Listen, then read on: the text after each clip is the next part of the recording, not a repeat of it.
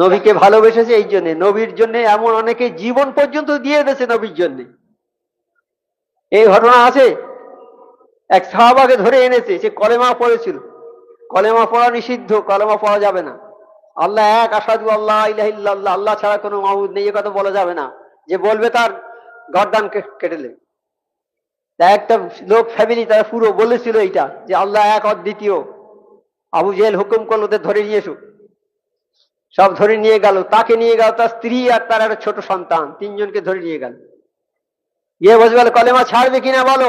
বলছে, না কলেমা ছাড়বো না। বলে, আমরা জীবনের বিনিময়ে কলেমা ধরেছি, জীবন যাবে, কলেমা যাবে না। তাই কত একিন, বলুন, কত কত একিন, নবীর প্রতি কত ভালোবাসা, আল্লাহর প্রতি কত ভালোবাসা। বলে, এইবার দেখো, এই উট আনা হয়েছে, দুটো উট আনা হয়েছে। দুটো উটকে দুদিকে মুখ করা হয়েছে। দুটো উটের সঙ্গে, একটা উটের সঙ্গে তোমার একটা পা, আর একটা উটের সঙ্গে আর একটা পা দড়ি দিয়ে বেঁধে দেওয়া হবে। আর উট দূর চালানো হবে, এইটা এদিকে যাবে, উট এদিকে যাবে, তোমার এই পা দুটো দুদিকে যাবে, এখান থেকে পর পর করে ছিঁড়ে চলে যাবে, টুকরো হয়ে যাবে, শরীরটা দুটো টুকরো হয়ে যাবে। বয়স তাতে আমি রাজি আছি, আমার শরীর যায়, আমি মৃত্যুকে ভয় করি না। আমি জানের বিনিময়ে কলেমা পড়েছি। আমি জানি কলেমা পড়লে আমার জান যাবে, কলেমা পড়লে আমার জান যাবে। তবু আমি জানি, এটা জেনেও আমি কলেমা পড়েছি। এইবার আবু জেহেল উট বেঁধে দিলে দুই পায়ে দুটো, উট দুটো চালালো, দুই দিকে চলে গেল, শরীরটা পরপর করে ছিঁড়ে চলে গেল, একদম দুখণ্ড হয়ে গেল, মরে গেল। সামনে দাঁড়িয়ে আছে আমার স্ত্রী, বলছে, দেখো তোমার স্বামীর কি অবস্থা করেছি, কিভাবে মৃত্যু দিয়েছি। তুমি এবার কি কলেমা ছাড়বে কিনা বলো।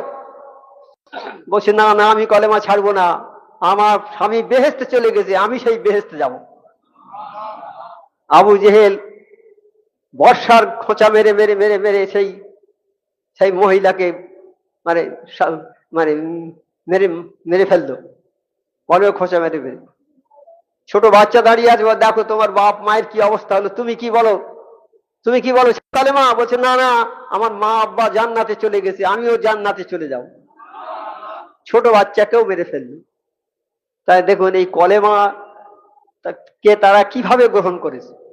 এই কলেমাকে তারা জীবনের সঙ্গে, জীবনের সাথী করে নিয়েছে। কলেমা ছাড়বো না, জীবন যায় যাবে। সেই কলেমা আমরা পড়ছি, সকালে বিকেলে ছেড়ে দিচ্ছি।